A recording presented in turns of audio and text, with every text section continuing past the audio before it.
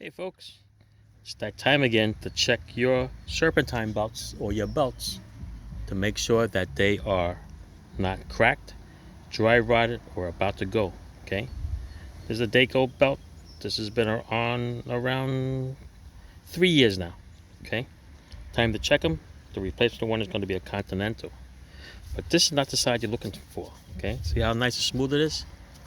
That's not what the problem is. The problem is on the other side. This is what you're looking at.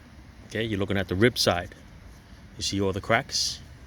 You notice that out of these, 7 ribs over here, you notice one of them is pretty much worn out a little bit more. Okay, and look, if you bend them, it's even worse. See that? Go all the way around. It's cracked all the way around. This is pretty much getting dry. It's rotted. It can snap at any time. Okay, you don't know when it's going to snap. Sometimes it'll last for another year like this. You never know. But do you want to take a chance? What's that Clint Eastwood things say? You feel lucky, punk? Look at that. See that? It is cracked all the way around, right? Let's just grab a random. Let's go 180 degrees and go the other way. Okay, look at that.